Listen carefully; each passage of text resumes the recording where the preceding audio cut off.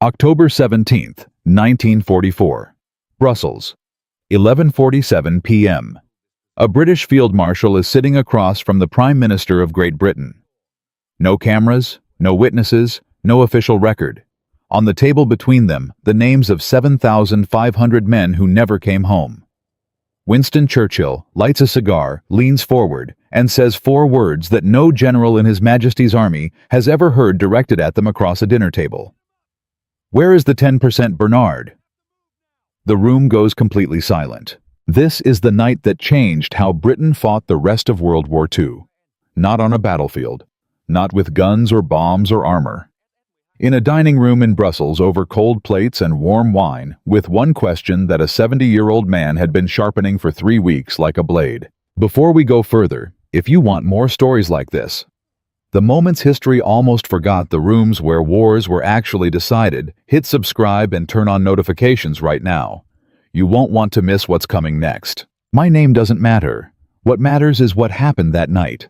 And what happened started not in Brussels, but 6 weeks earlier, on September 17th, 1944, when 10,000 British paratroopers jumped out of airplanes over Holland and began the most catastrophic operation the British Army would conduct in the entire war. Operation Market Garden. Field Marshal Bernard Montgomery's idea. His plan. His certainty. His disaster. And now Churchill had sent a telegram. 7 words beneath the dinner invitation. "This is not a request." September 1944. The Allies have broken out of Normandy. Paris has fallen. The German army is retreating across France in what looks from certain angles like a full collapse. The war, which has ground on for 5 years and consumed everything, suddenly feels like it might actually end. The question is not whether Germany will lose. The question is when. And more specifically, the question that every Allied commander is fighting over, sometimes bitterly, is how. General Eisenhower, Supreme Commander of Allied forces in Europe, believes in a broad front. Advance everywhere. Push the Germans back on a wide line. Don't overextend supply lines. Don't gamble. Eisenhower is methodical, coalition-minded, deeply aware that he is managing not just a military campaign, but an alliance between nations with different priorities, different egos, and different ideas about who deserves credit for winning the war. Bernard Law Montgomery disagrees with every molecule of his body. Montgomery commands the 21st Army Group, the British and Canadian forces, pushing north and east through France and Belgium. He is 57 years old. A desert veteran who defeated Rommel at El Alamein, who commanded the ground forces on D-Day, who has built his entire military identity on the belief that the way to win is not to push everywhere, but to concentrate everything to mass your forces into a single overwhelming thrust and drive it like a spear through the enemy's heart before he can recover. He calls it the single concentrated thrust. He has been arguing for it since Normandy. The Americans keep saying no. Eisenhower keeps choosing the broad front, and Montgomery, who does not take disagreement well under any circumstances, is becoming increasingly convinced that the American approach is going to extend the war by months, possibly years, and that he, Montgomery, has the answer that nobody will listen to. In September 1944, Eisenhower gives him a partial yes. The plan is audacious. 3 American and British airborne divisions will drop behind German lines in Holland, seizing a series of bridges along a 60-mile corridor. The 101st Airborne takes the southern bridges. The 82nd Airborne takes the middle bridges. The British 1st Airborne Division drops at the far end of the corridor at a town called Arnhem and takes the bridge over the Rhine. Meanwhile, British Armored Ground Forces XXX Corps race north up a single road to link up with the airborne troops before the Germans can mass against them. If it works, Allied forces cross the Rhine, bypass the Siegfried Line, and enter Germany's industrial heartland. The war could end by Christmas. This is Market Garden. And Montgomery believes in it with a completeness that leaves no room for doubt. The problem is the intelligence. In the days before the operation, British intelligence receives multiple reports indicating that 2 SS Panzer divisions, the 9th and the 10th, are resting and refitting in the Arnhem area. These are not weakened, retreating formations. These are experienced, heavily armed SS units that have been withdrawn from combat specifically to rest and rearm. They have tanks, They have artillery. They are exactly what you do not want to find at the far end of a lightly armed airborne operation. The reports come in from aerial reconnaissance. They come in from signal intercepts. A Dutch resistance network sends a warning specifically placing German armor within 10 miles of the drop zones. Montgomery's own intelligence officer, a man named Brian Urquhart, puts these concerns in writing. He requests a postponement. He is told the operational window is too narrow for doubt. He is removed from his post before the operation launches, reportedly for reasons of nervous exhaustion. The operation launches on September 17, 1944. The 101st does their job. The 82nd does their job. American paratroopers bleed for bridges they were told would be held for hours and hold them for days against everything the Germans throw at them. The ground forces of XXX Corps begin their armored dash north. And at Arnhem, 10,000 British paratroopers drop into a battle that the intelligence had already told them they were not prepared for. The 1st Airborne lands too far from the bridge. The German armor is exactly where the report said it would be.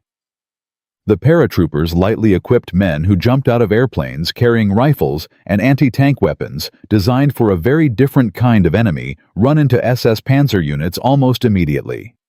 The battle that was supposed to last 2 days and end with a parade across the Rhine lasts 9 days and ends with the 1st Airborne Division destroyed. Of the 10,000 men who dropped on Arnhem, fewer than 2,500 walked out. The rest were dead or prisoners. Montgomery, in the days following the operation, calls it 90% successful. He talks about the bridges that were taken, the ground that was liberated. The strategic concept that he maintains was sound. He issues statements. He gives briefings. He builds the case carefully, methodically, with the skill of a man who has been managing his own reputation for decades, that Market Garden was a near miss rather than a catastrophe, that the fault lies with the ground forces' pace with the weather, with factors outside his control. The men who came back from Arnhem have other words for it. They use those words in private. Not to generals, not to prime ministers. Among themselves in hospitals and transit camps, and the quiet exhaustion of men who have survived something that most of them will spend the rest of their lives trying to understand. Churchill reads the after-action reports himself. Every one. He reads the intelligence assessments from before the operation, the ones that raised specific concerns about German armor in the drop zones, the ones that were acknowledged and then set aside. He reads the casualty figures. He reads the statements Montgomery has been making to the press. He puts the telegram down and picks up a pen. He writes 7 words beneath the dinner invitation. Then he waits 3 weeks. Not from indecision, from precision. Churchill at 70 is a man who has learned at enormous cost the difference between a reaction and a decision. He had 5 years of war behind him, 5 years of impossible choices, 5 years of spending other people's lives on his own judgment and living with what that meant. He needs to be certain that what he says at this dinner is what actually needs to be said. Not anger, not the desire to punish. Something harder. The truth. Montgomery arrives in Brussels on October 17th at 6:30 in the evening. He comes in full uniform. His beret is straight. His decorations are in order. He has decided somewhere on the drive from headquarters that the correct posture for this dinner is dignified confidence. He has survived difficult conversations with Churchill before. Churchill is emotional. Montgomery has often told his staff. Brilliant, yes, but given to impulse and rhetoric and strategic instinct that doesn't always account for battlefield reality. Montgomery's job, as he understands it, is to implement strategy professionally while managing the Prime Minister's tendency toward impatience. He tells his Chief of Staff, Freddie de Guingand, that he expects the dinner to be tense but manageable. De Guingand looks at him for a moment before responding. "Be careful, sir," he says. "Be very careful." Montgomery pats him on the shoulder. He has the air of a man reassuring a nervous subordinate. The estate is quiet. A small staff. Minimal ceremony. Churchill's private secretary, John Colville, meets him at the door and leads him to the dining room. Churchill is already seated. He stands when Montgomery enters. They shake hands. Churchill's grip is firm and brief. His eyes are not warm. They sit. There is wine. There is food. The ordinary machinery of a formal dinner begins to operate. They talk through the first course about the American advance, about logistics, about weather closing over the Channel, about the supply nightmare stretching back to Normandy. Montgomery is articulate. He always is. He has opinions about American operational methods, the same opinions he always has, and he expresses them with the careful moderation of a man who understands that this particular audience requires measured language. Churchill listens. He eats. He smokes between courses. Then the plates are cleared. The staff withdraws. Churchill sets down his cigar. "Tell me about Arnhem," he says. "Montgomery has prepared for this." "The operation achieved significant objectives, Prime Minister. We liberated." "I've read the reports," Churchill says. "I don't want the objectives. Tell me about Arnhem." Montgomery pauses, reorganizes. The 1st Airborne encountered heavier resistance than anticipated. The intelligence picture, Churchill says, included aerial reconnaissance photographs of SS Panzer units in the operational area. It included signal intercepts. It included a report from Dutch resistance forces placing armor within 10 miles of the drop zones. He picks up his cigar. Doesn't light it. "Your own intelligence staff raised these concerns. They put them in writing." Silence. "The operational window required," Montgomery begins. "Bernard." Churchill says it quietly, the way he says things when he is most serious, not raised, not theatrical, entirely still. "I know what you told the planning staff. I have the transcripts. I am not asking you to repeat it." Montgomery looks at the Prime Minister. "I am asking you," Churchill says, "what you actually believe, not what you have been saying to the press, not what goes in the dispatches, what you believe." And there it is. The question underneath the dinner, underneath the telegram, underneath the 3 weeks of Churchill reading casualty reports and intelligence assessments, and the public statements of a man who had called the destruction of a division 90% successful. Not what did you say? What do you believe? Montgomery has been in difficult rooms before.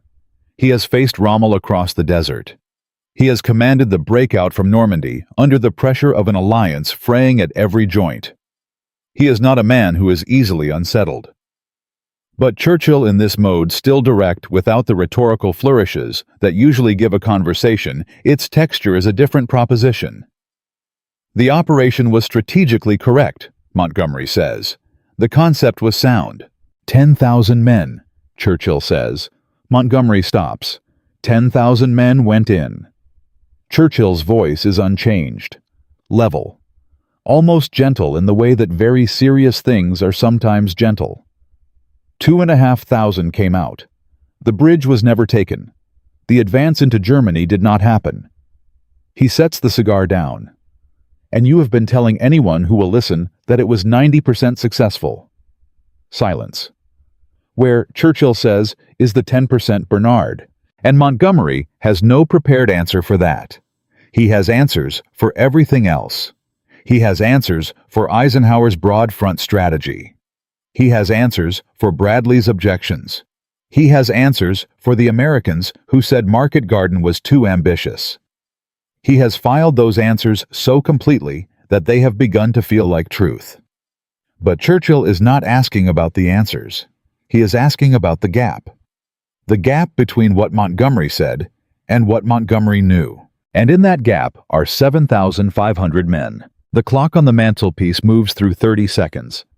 Montgomery is aware of the sound of it in a way he is not usually aware of clocks. He is 60 years old. He has built his career on certainty. Certainty about tactics, about operational planning, about his own judgment in situations where other men see only chaos. His certainty has won battles that needed winning. It has steadied men who needed steadying. It has made him at his best, exactly the kind of commander a desperate army required. But certainty has a cost that Montgomery has spent a very long time not paying. "I believed the operation would succeed," he says. His voice is careful. "I still believe the concept was correct." Churchill waits. But the intelligence about the German armor was more credible than I represented to the planning staff. Montgomery stops, looks at the table, then looks up. My G2 raised the concern correctly. The assessment was sound. Churchill says nothing. I believed in the operation's necessity too completely to allow the intelligence to change my assessment. Montgomery stops again. That was an error. The room is very still. Of judgment, Montgomery says quietly. It was an error of judgment. Yes, Churchill says. It was. What Churchill says next is not what Montgomery expects. He expects consequences. He expects command arrangements. He expects the careful language that means a man's position is being reconsidered. He expects to fight for what he has built. Instead, Churchill leans back in his chair. In 1915, he says, I was responsible for Gallipoli. Montgomery is quiet. I believed in it completely. I believed the concept was sound. The planning was adequate. The risk was manageable. He draws on the cigar. 25,000 men died. The campaign failed. I spent the following years finding explanations for why it was not my fault. I found very good ones. Some of them were even true. But they were not the whole truth. The whole truth was that I had been more certain than the situation warranted, and men paid for that certainty with their lives. He looks at Montgomery steadily. I am not telling you this to comfort you. I am telling you this because I know what you are going to do after this dinner. You are going to drive back to your headquarters. You are going to walk into your planning rooms, and you are going to be confronted with intelligence assessments about the Rhine crossing, about what is and is not possible. And in that room there will be an officer who tells you something you don't want to hear. Churchill leans forward. What are you going to do? And Montgomery understands fully what is actually being asked. Not about the Rhine. Not about any specific operation. About whether the man sitting across this table can be trusted. Whether Bernard Montgomery, who won El Alamein, who commanded D-Day, who drove north through France with the certainty of a man who had never seriously doubted himself, can be trusted to hear the truth when the truth is inconvenient. This is the question everything depends on, and Montgomery does not know the answer. He has never had to know the answer. His confidence has been so complete, so structural, so woven into who he is, that examining it feels like examining the ground beneath his feet. I have spent my career, he says slowly, operating on the belief that decisive command requires decisive certainty. That hesitation kills more men than bad plans. That a commander who doubts himself in the field is more dangerous than one who is wrong. Churchill listens. I still believe parts of that, Montgomery says. But Arnhem... He stops. Arnhem suggests that certainty which ignores evidence is not decisive command. It is something else. What is it? Churchill asks. A long silence. Pride, Montgomery says very quietly. It is pride. The word sits in the room between them. Not dramatic, not theatrical, just present the way true things are present when someone finally says them. Churchill picks up his cigar, lets the smoke sit in the air. Yes, he says. It was. He tells Montgomery he is keeping his command. 21st Army Group. The Rhine crossing. The northern advance into Germany. All of it. But with one condition stated quietly and absolutely the way Churchill states the things that cannot be argued with. The truth of what was said tonight must be present in every planning room going forward. The intelligence staff must be heard. The concerns must be addressed, not managed, not set aside, not incorporated into a briefing and quietly buried. Because if there is another Arnhem, Churchill says, and then he stops. Lets the sentence end without its ending. Montgomery understands the ending. There will not be another Arnhem, he says. No, Churchill says. There will not. And somewhere in Brussels, in the cold dark of an October night that has lasted far longer than either man expected, something shifts. Not forgiveness. The men at Arnhem are still dead. The bridge is still not taken. But two men who have both spent other people's lives on their own certainty, are sitting across a table, and one of them has just said the hardest thing a commander can say in wartime, not to a court-martial, not under pressure, but because he was asked directly, and he answered directly, and the answer was true. They talk for another hour about the war. At 2 o'clock in the morning, they stand at the door. Cold air, black sky over blacked-out Brussels. "The Rhine will be the test," Churchill says. "Yes," Montgomery says. "It will. Plan it thoroughly. Nobody builds a set-piece battle like you do." Churchill looks at him. "But listen to the men who know what's on the other side of the river, even when what they tell you makes the plan more complicated." "I will," Montgomery says. "I need you to do more than intend it," Churchill says. "I need you to actually do it." Montgomery walks to his car, gets in, driven away into the dark. At 3 o'clock in the morning, he arrives at headquarters, walks directly to the planning room. One officer working late. Maps, intelligence files. The ordinary middle-of-the-night machinery of a war that never completely sleeps. "Show me the latest intelligence on German armor in the Rhine sector," Montgomery says. The officer hesitates. "Sir, there are some elements you may want to—" "Show me everything," Montgomery says. "All of it, including the elements that complicate the plan." The officer pulls out the full assessment and lays it on the table. Montgomery reads it, every line. He doesn't explain it away. He doesn't reach past the difficult parts for the comfortable ones. "This suggests the northern crossing point has more resistance than we planned for," he says. "Yes, sir. Then we need to adjust the approach. Get me the planning staff here at 6 o'clock. He leaves. The officer stands alone in the planning room. He looks at the assessment on the table at the lines he had written 2 days ago that he had expected to be quietly set aside. Then he starts making calls. He doesn't know what happened at that dinner. He only knows that something changed. And in a war, where everything is held together by the thinnest margins, by intelligence that is sometimes right and sometimes wrong, by commanders who listen and commanders who don't, a change like that matters more than it is possible to calculate. But here is what you don't know yet.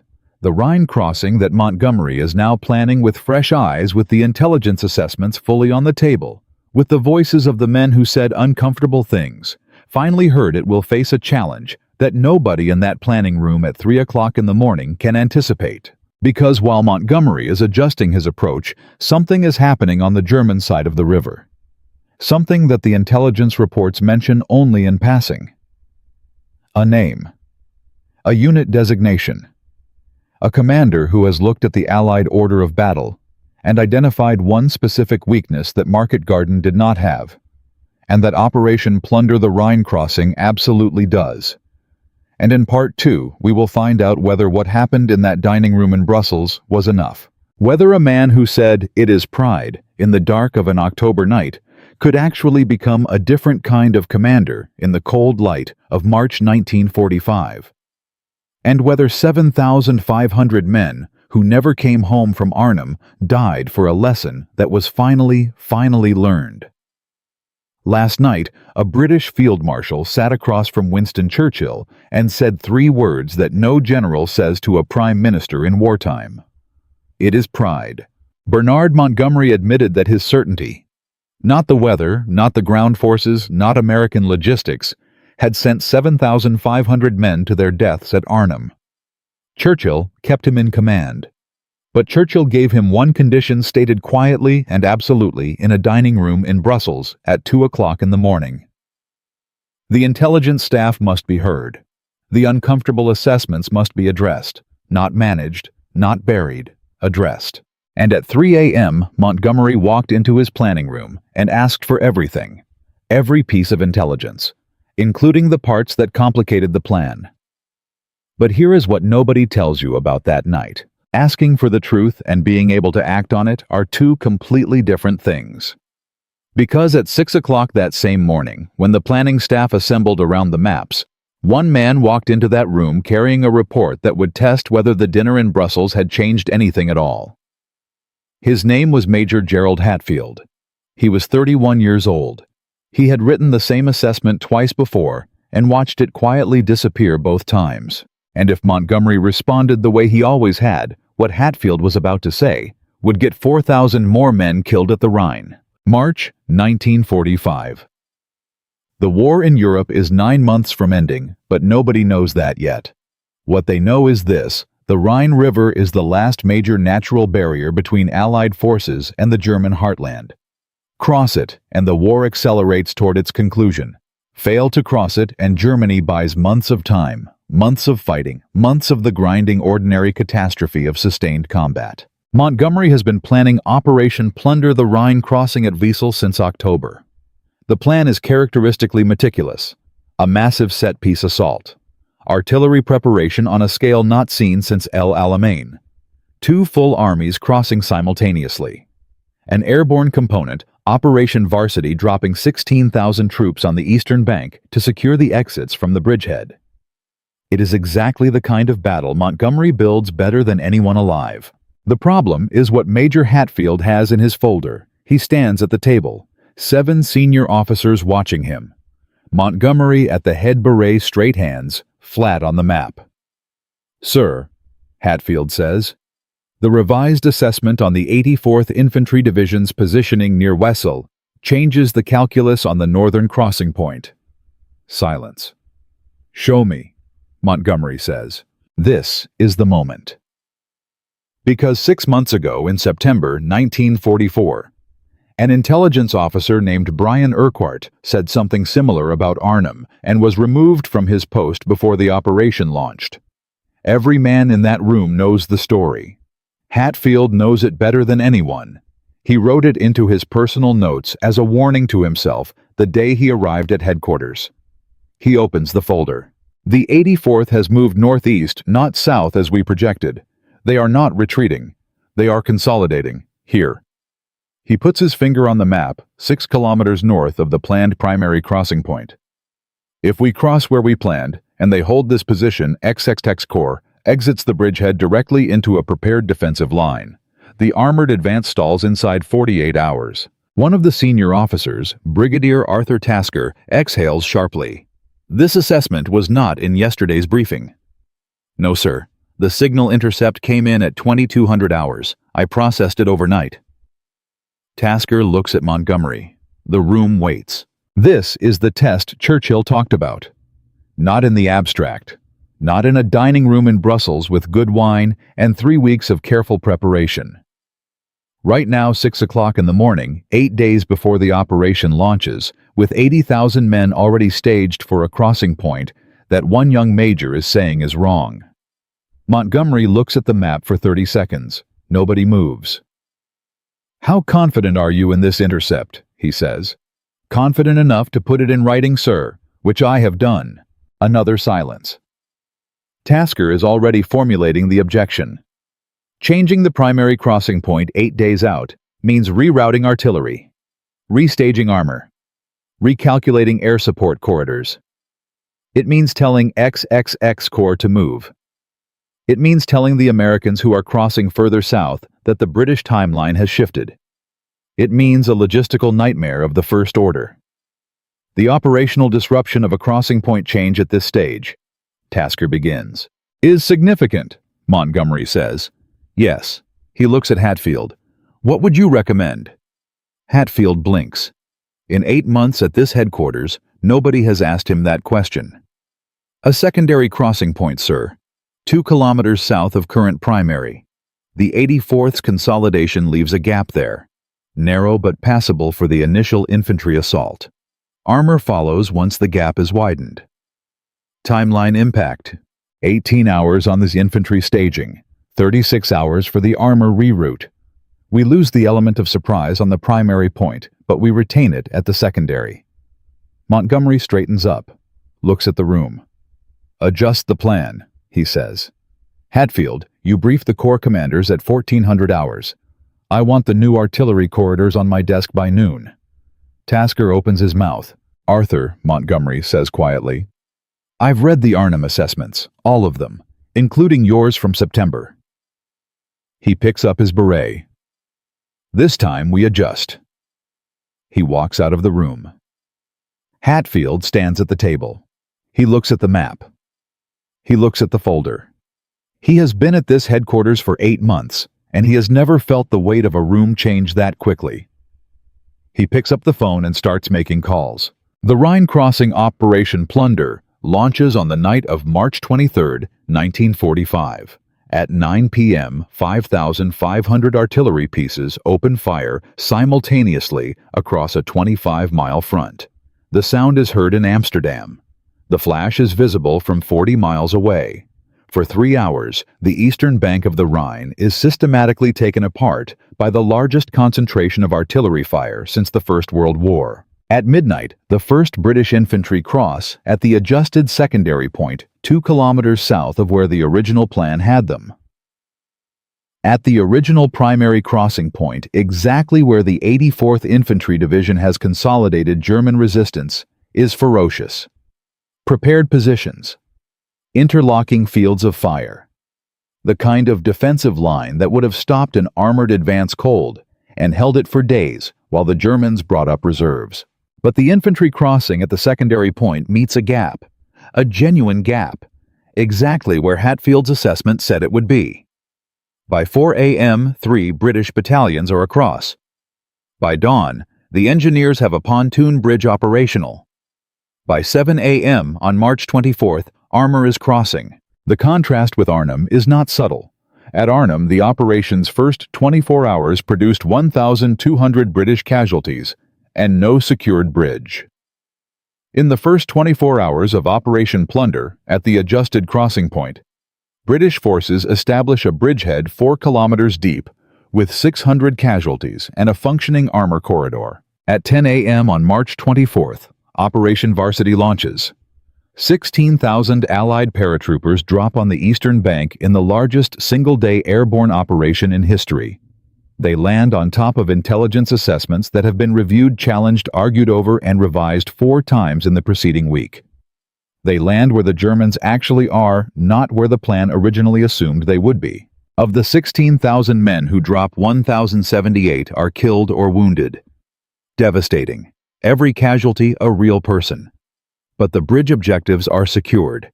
The exits from the bridgehead are held. The armor advances. By March 25th, Montgomery's forces are 15 kilometers east of the Rhine, moving against organized but deteriorating German resistance. By March 27th, the advance has expanded to 30 kilometers. The 84th Infantry Division. The formation that Hatfield identified has been flanked and is retreating north to avoid encirclement. The comparison is in the numbers, and the numbers do not lie. Market Garden. 10,000 men dropped 7,500 casualties, 0. Rhine crossings, operation failed in 9 days. Operation Plunder and Varsity, 80,000 men crossed the bridgehead, secured in 48 hours. Advance ongoing primary objectives achieved. The difference is not resources. The difference is not weather.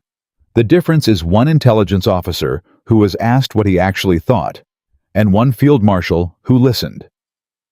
Major Hatfield never receives a commendation for the crossing point adjustment. His name does not appear in Montgomery's memoirs. The operational change is recorded in the planning documents as a routine revision based on updated intelligence assessment. But in the planning room at 6 a.m. on the morning of October 18, 1944, when Montgomery said, "Adjust the plan," something shifted that cannot be fully measured by bridgeheads and casualty counts. It can only be measured by the names that did not get carved into the stone. Here is what you need to understand about what comes next. Operation Plunder is a success. The Rhine is crossed. The advance into Germany begins. By April, Allied forces are racing east across a Germany that is collapsing faster than anyone's maps can keep up with. But on April 4, 1945, 12 days after the Rhine crossing, something happens that nobody in Montgomery's headquarters, nobody in Churchill's war rooms, nobody in Eisenhower's Supreme Command anticipates. A German unit that was supposed to be destroyed. A formation that the intelligence assessments had marked as combat ineffective and withdrawing north appears 50 kilometers east of the Rhine bridgehead. Not retreating, not scattered, organized, commanded. moving with a purpose that the assessment said it no longer had the strength to have. Someone made an error. A different kind of error than Arnhem. Not pride this time. Something more dangerous because it is harder to see and harder to admit. And the man who has to decide what to do about it in the next 6 hours is Bernard Montgomery, standing at his maps in the gray April morning with a young intelligence officer standing across the table telling him something he does not want to hear. The question is no longer whether Montgomery can listen. The question is whether he can listen fast enough. And in Part 3, we find out what happens when the lesson of Brussels collides with the reality of a war that is ending so fast that the truth cannot keep up with it. April 4th, 1945, 12 days after the Rhine crossing. A German formation marked as combat ineffective on every Allied map is moving east with purpose nobody expected. Montgomery is at his maps. A young intelligence officer is standing across the table telling him something he does not want to hear. In Part 1, we watched a field marshal admit pride destroyed 7,500 men at Arnhem. In Part 2, we watched him choose differently at the Rhine, adjust the crossing point 8 days before the operation, and cross successfully with 80,000 men in 48 hours. The lesson of Brussels appeared to have held, but now something is wrong. Something the intelligence did not catch. Something moving through the German countryside that should not exist. Here is the number that changes everything. In the first week of April 1945, Allied casualty rates on the northern axis of advance are running at 3 times the projected figure. Not bad weather, not supply problems. Something is fighting back harder than a collapsing army is supposed to fight. And the man who has to understand why fast enough to matter is the same man who once ignored the evidence until it cost him a division. The war is no longer a question of whether Germany loses. It is a question of how many more men die before it ends. And that number is not fixed. It is decided day by day, hour by commanders who either see what is in front of them or don't. On April 3rd, German Army Group B, commanded by Field Marshal Walter Model, receives orders from Berlin to hold the Ruhr pocket at all costs. Model is one of the few German commanders Hitler still trusts. He is called Hitler's fireman because he has spent 3 years appearing at the points where the German line is breaking and somehow holding it together. He is 54 years old. He has retreated across Russia, across France, across Belgium, and he has never surrendered a position without making the attacker pay an enormous price for it. He reads the April 3rd orders. Then he reads the Allied intelligence assessments that his own staff has intercepted, assessments that mark his army group as combat ineffective, as withdrawing, as incapable of coordinated resistance. He puts the assessments down. "They think we are finished," he says to his chief of staff. "Yes, sir." "Good," Model says. "Let them." What Model does in the next 72 hours is not a counterattack. It is something more dangerous. He concentrates the remaining combat power of Army Group B, approximately 325,000 men and 1,200 pieces of artillery, not along the expected defensive line, but in a series of prepared positions directly across the northern Allied axis of advance. Positions that the Allied intelligence assessment completed 4 days ago said he did not have the strength to man. The positions are real. They are manned. And on April 4th, when lead elements of the British 11th Armored Division push east along the road toward Münster, they drive directly into them. Within 6 hours, the 11th Armored has taken 340 casualties and lost 23 tanks. The advance stalls. The radio traffic that comes back to Montgomery's headquarters does not sound like a mopping-up operation against a broken enemy. It sounds like Arnhem. That is the word nobody says out loud. But every man in the planning room hears it anyway. Montgomery stands at the map. Major Hatfield is beside him, folder open, finger pointing at the positions Model has taken. The same Hatfield who identified the crossing point adjustment 8 days ago. The same Hatfield who put his career on the table in a room full of senior officers and said the plan was wrong. "How long have you known about these positions?" Montgomery says. "The signal suggested consolidation 36 hours ago, sir. I flagged it in the overnight assessment. It was categorized as low confidence. By whom? A pause. Brigadier Tasker's section, sir. Montgomery looks at the map for 10 seconds. Tasker's section. The same man who pushed back on the crossing point adjustment. The same institutional resistance in a different uniform. Get Tasker, Montgomery says. Tasker arrives in 4 minutes. Montgomery does not raise his voice. He asks 3 questions. Where did the low confidence designation come from? What evidence contradicted Hatfield's signals assessment? Who made the final call? The answers are not satisfying.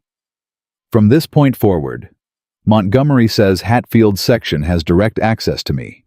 No intermediate categorization without my signature. He looks at Tasker. Is that clear? Sir, the chain of... Is that clear, Arthur? Yes, sir. Model is counting on Allied momentum to carry their commanders past what the intelligence actually shows. He is counting on the certainty of victory to function the same way that the certainty of the plan functioned at Arnhem as a blindfold. He is right about most Allied commanders. He has not accounted for what happened in Brussels in October. April 6, 1945. 0400 hours. Haltern am See, northwestern Germany. The town sits at a junction point between 2 roads that Model needs to keep open to supply the northern section of the Ruhr pocket. If the junction falls, 80,000 German soldiers in the northern Ruhr are cut off from resupply within 48 hours. Model knows this. Montgomery knows this. And on the night of April 5th, based on Hatfield's revised assessment of German defensive positioning, Montgomery makes a decision that every instinct built over 40 years of soldiering tells him not to make. He does not send the armor down the road. He sends it around. The 6th Guards Tank Brigade, 180 tanks and supporting infantry moves through the night across ground that the maps say is unsuitable for armor. Soft fields, drainage ditches, a river crossing at a point 3 kilometers from the nearest bridge. The engineers work for 4 hours in complete darkness and absolute radio silence, laying a portable bridge across a waterway that Hatfield's assessment identified as crossable, based on a Dutch civilian's description of the ford depth in autumn. It is April. The water is higher than autumn. The engineers go in anyway, waist deep. Cold enough to kill a man who stays in too long. They lay the bridge in 3 hours and 40 minutes. At 0400, the 6th Guards crosses. At 0512, the lead elements reach the outskirts of Haltern am See from the northwest. The direction no German defensive position is facing. The direction Model did not prepare for because no armored formation is supposed to move across that ground at night. The German garrison commander at Haltern am See is a colonel named Ernst Brauer. He has 1,400 men, 12 artillery pieces, and a defensive line oriented east and south covering the road junction. At 0512, he receives a report that British tanks are approaching from the northwest. He does not believe it. He asks for confirmation. Confirmation arrives in the form of 180 British tanks entering the western edge of his defensive perimeter simultaneously. The fight lasts 4 hours. Not because the German garrison fights poorly, but because Brauer is a professional soldier and he makes the British pay for every street. But the perimeter is wrong. The guns are facing the wrong direction. The reserves are positioned to counterattack from the south, not the west. Everything Brauer has built is optimized for an attack that is not coming from where the attack is actually coming from. By 0900, the junction is secured. By 1100, German supply routes to the northern Ruhr are cut. British casualties at Haltern am See, 67 killed, 203 wounded. German casualties, 412 killed, 891, captured the remaining 90 men of the garrison withdrawing north in disorder. More importantly, 80,000 German soldiers in the northern Ruhr pocket are now cut off. Their supplies last approximately 6 days at combat consumption rates. Model receives the report at his headquarters at 1000 hours. He reads it twice. He has been outmaneuvered before, by Zhukov on the Eastern Front, by Patton in France. But this is different. This is not a faster advance or a bolder stroke. Someone looked at his plan and understood it before he could execute it. Someone saw where the gap was and put 180 tanks through it in the dark. On April 21, 1945, Walter Model walks into a forest near Duisburg. He has dissolved Army Group B rather than surrender it. 317,000 German soldiers have laid down their weapons in the Ruhr pocket in the largest German surrender of the Western War. Model will not surrender himself. He shoots himself in the forest. He is found 3 days later. The numbers from the Ruhr operation tell a story that the casualty reports alone cannot fully convey. In the 17 days between April 4th and April 21st, Army Group B, the formation that was supposed to extend the war's final phase by months, ceases to exist entirely. 317,000 prisoners. Approximately 70,000 killed or wounded in the pocket's final battles. The northern approach to Germany's industrial heartland is open. Allied casualties in the Ruhr encirclement. 10,300 killed and wounded across all formations. Significant. Real. Every name on a list that someone's family will receive. But the comparison to the alternative matters. Before the Rhine crossing. Before the crossing point adjustment. Before Montgomery stood in his planning room at 6 a.m. and said adjust the plan. The projected casualty figure for reducing the Ruhr pocket through frontal assault was 35,000 Allied killed and wounded. Minimum. The difference between 10,300 and 35,000 is 24,700 men who went home.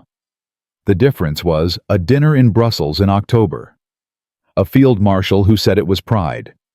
An intelligence officer who was finally asked what he actually thought. An army that spent 6 months learning imperfectly, inconsistently, but genuinely learning to hear the truth when the truth complicated the plan. Montgomery never publicly credits Hatfield for the crossing point adjustment or the Haltern MC maneuver. The after-action reports describe both as routine operational decisions based on updated intelligence. Hatfield is promoted to lieutenant colonel in June 1945, 2 months after the German surrender. The citation mentions his analytical contributions to planning during the final Rhine campaign. It does not mention Brussels. It does not mention Arnhem.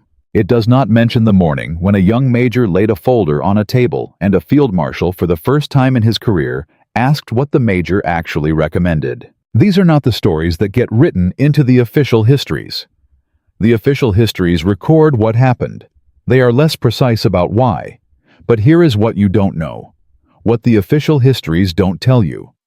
What the after-action reports categorize as routine and what the citations describe in language, so measured, it removes the weight from the thing entirely. On the night of May 7, 1945, the night Germany surrenders, Montgomery is at his headquarters in Lüneburg Heath. He has just accepted the German surrender from Field Marshal Busch. He is 57 years old. He has been at war in one form or another since 1914. He has won more battles than any British general of his generation. He has also sent men to die on the basis of certainty that was not earned. He goes to his caravan. He sits for a long time in the quiet, and then he does something that his staff has never seen him do before. He writes a letter, not to Churchill, not to Eisenhower, not to the press. He writes to Major Gerald Hatfield. Nobody knows exactly what it says. Hatfield never published it. His family still has it.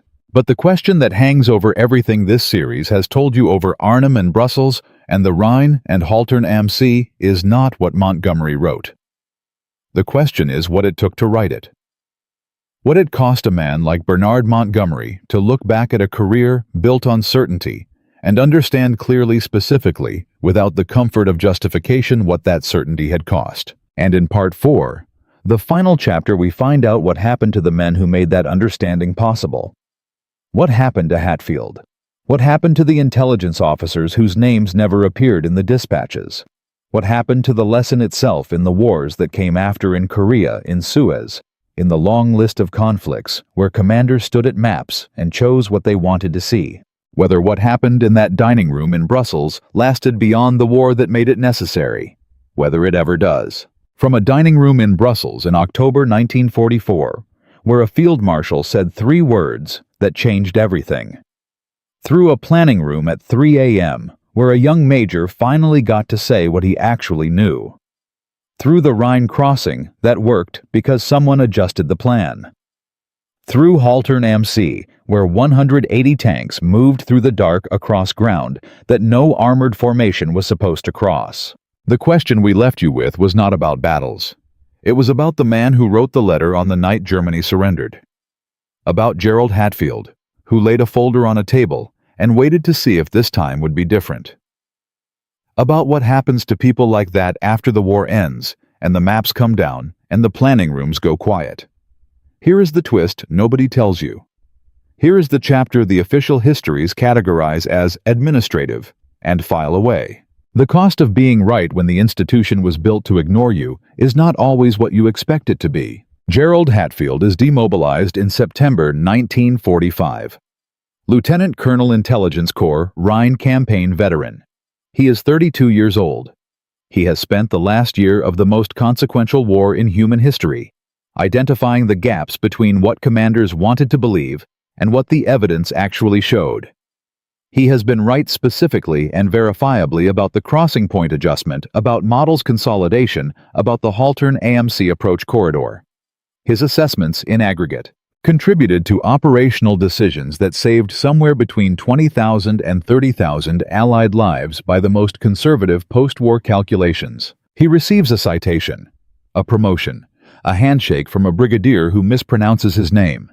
Then he goes home to Shropshire. He takes a job with the county council. He works in planning administration for 31 years. He retires in 1976. His obituary in the local paper runs to 4 sentences and mentions his wartime service in a single clause. He never speaks publicly about the Rhine campaign. He never contacts Montgomery. He never writes a memoir. His daughter, in an interview given in 2009 to a small military history journal, says that he kept one item from the war on his desk for the rest of his life. Not a medal, not a photograph. A single page from a planning document dated October 18, 1944, bearing Montgomery's handwriting in the margin. 2 words. Adjust accordingly. She says he never explained why he kept it. She thinks she understands. It was the first time anyone in that building had written those words because of something he said. Montgomery's fate is better documented and more complicated. He is made a Viscount in 1946. He becomes Chief of the Imperial General Staff. He serves as Deputy Supreme Commander of NATO from 1951 to 1958. He writes his memoirs published in 1958, which cause an international incident because of what he says about Eisenhower and the Americans and the conduct of the war. The memoirs are brilliantly written, thoroughly self-serving, and contain exactly one paragraph that historians have returned to repeatedly. Not because it is the most dramatic paragraph, but because it is the most honest one Montgomery ever published. He writes, "A commander who is more certain than his intelligence warrants is not displaying confidence. He is displaying something more dangerous, which I learned too late at Arnhem and tried to correct at the Rhine." One paragraph in a 500-page book. Most reviewers did not quote it. Eisenhower's people certainly did not quote it. But military historians have been returning to it for 60 years because in that one paragraph, Montgomery says something that the entire structure of his public career was built to prevent him from saying. He says he was wrong, and he says why. He dies in 1976, the same year Hatfield retires from the county council. They never meet again after the war. The intelligence methodology that Hatfield and his section developed during the Rhine campaign, the approach of treating uncomfortable assessments as primary data rather than as complications to be managed, does not disappear when the war ends. It gets institutionalized, quietly without fanfare, without anyone writing Hatfield's name on the door. The British military's formal intelligence assessment protocols revised in 1947 and again in 1952 incorporate language that reads in the 1952 version as follows. Assessments indicating conditions contrary to operational assumptions shall be elevated to command level without intermediate qualification. That sentence in bureaucratic language that strips all drama from it is the lesson of Brussels, the lesson of Arnhem. The lesson of 7,500 men who went in and didn't come out. The Americans absorb a version of the same lesson through different channels. The post-war analysis of Market Garden, conducted by the U.S. Army in 1946, identifies the suppression of inconvenient intelligence as the single largest contributing factor to the operation's failure. It recommends specifically that intelligence officers have direct reporting access to operational commanders without intermediate layers that can dilute or delay assessments. The recommendation is implemented in modified form. It is tested in Korea. It fails partially in Korea because the institutional memory of how badly it fails without the protocol is only 8 years old and fading. It fails more completely in Vietnam, where the gap between what the intelligence showed and what commanders reported to their superiors becomes so systematic that it gets its own name in the post-war literature. The gap has a name in Vietnam. In World War II, at Arnhem, it also had a name. Montgomery gave it that name in a dining room in Brussels at midnight, speaking very quietly to a man who had come prepared to punish him. He called it pride. The pattern repeats because the lesson has to be relearned by each generation of commanders who were not in that dining room, who did not read the Arnhem assessments, who did not stand in a planning room at 6 a.m. and hear a field marshal say, "Adjust the plan and mean it." The lesson is portable. The experience is not. In 2003, the post-war analysis of intelligence failures leading to the Iraq War uses language that would be familiar to anyone who had read the 1946 Market Garden assessment. Assessments indicating conditions contrary to operational assumptions were in documented instances subjected to additional review processes not applied to assessments that confirmed existing plans. The 2003 version of the problem is bureaucratically more sophisticated than the 1944 version. The core mechanism is identical, certainty functioning as a filter. 3 insane ideas changed the shape of World War II in ways that the people who called them insane did not survive to fully understand. The proximity fuse developed by American engineers and dismissed by senior ordnance officials as technically impossible increased anti-aircraft effectiveness by 400%. When it was finally deployed and is now standard in every major military's inventory. The cavity magnetron, the British invention that made radar practical at the wavelengths needed for effective airborne detection, was handed to the Americans in 1940 by British scientists who flew it across the Atlantic in a briefcase because their own procurement system could not process the implications fast enough to fund it. And the systematic integration of intelligence assessment into operational planning, the thing that Hatfield represented, and that Montgomery learned to receive, is now the foundational architecture of every modern military's decision-making process. None of these ideas were obvious. All of them were resisted. All of them ultimately prevailed, not because the institutions that resisted them changed their minds, but because the evidence became impossible to ignore, and because somewhere in each chain of events, there was a person willing to say the thing that was not welcome, and another person willing to finally hear it. The question the Byhuck asks is not about World War II, it is about that structure, about the gap between what an institution knows and what it can acknowledge, about the cost of certainty when certainty is not earned. It is a question that applies to every organization that has ever decided formally or informally that certain assessments are high confidence and others are low confidence, based on whether they confirm the existing plan. It applies to every room where someone with the evidence is outranked by someone with the certainty. Hatfield understood this. He kept a piece of paper on his desk for 30 years, not because it represented his greatest achievement, but because it represented the single moment when the system worked the way it was supposed to work. One person said what he actually knew. One person with the authority to act chose to act on it. And 24,700 men went home who would otherwise not have. One piece of paper, 2 words in the margin. Adjust accordingly. Now here is the detail that most accounts leave out. The thing that was not in the official record until 2003, when the British National Archives released a collection of personal correspondence from Montgomery's post-war papers. Among the letters in the collection is Montgomery's letter to Hatfield, written on the night of May 7, 1945. It is 3 paragraphs. The first paragraph addresses Hatfield by rank and name, and thanks him for his service during the Rhine campaign with the formal precision of a commander writing to a subordinate. Standard language, the kind of thing that gets written by the hundreds at the end of a war. The second paragraph is different. Montgomery writes that he has reviewed the operational records of the Rhine crossing and the Haltern am See maneuver, and that he is satisfied that the intelligence assessment process functioned as it should. He writes that this is not always the case, and that when it is the case, it is because the people responsible for producing honest assessments chose honesty over convenience. The third paragraph has no military language in it at all. It is 9 sentences. Montgomery writes that he has been thinking about what it means to command men, and that he has concluded that the most important thing a commander can do is not to plan brilliantly, or to inspire courage, or to understand the ground, though all of these matter. The most important thing is to remain capable of being wrong.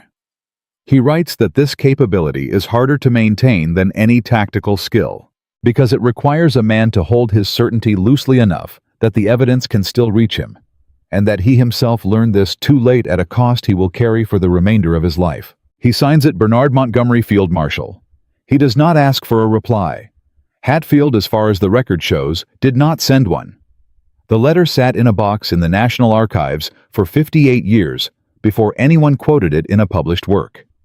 It was first cited in a 2003 paper by a military historian named Dr. Catherine Marlowe, who was researching intelligence practices in the Northwest Europe campaign. She described it as the most honest document in Montgomery's entire personal archive. From a dining room in Brussels, where one man said it was pride, to a planning room at 6 a.m., where another man laid a folder on a table and waited to see if this time would be different, to a crossing point adjustment that saved 24,700 lives, to a letter written on the night a war ended that sat in a box for 58 years. This is not the story of a brilliant innovation or a revolutionary technology. It is the story of something simpler and harder. 2 men learning, at different speeds and different costs, that the truth is only useful if someone can hear it. The lesson of Brussels did not end in 1945. It did not end in Korea or Vietnam or 2003. It ends or fails to end every time someone with the evidence walks into a room where someone with the certainty is waiting, and one of them has to decide whether this time will be different. That is why this story is worth telling. Not because of what Montgomery did at the Rhine, but because of what he almost didn't do, and because somewhere in every institution that has ever chosen its certainty over its evidence, the same dinner is still happening and the same question is still being asked. Where is the 10% Bernard? The names carved in the stone are waiting for the answer. Asterisk.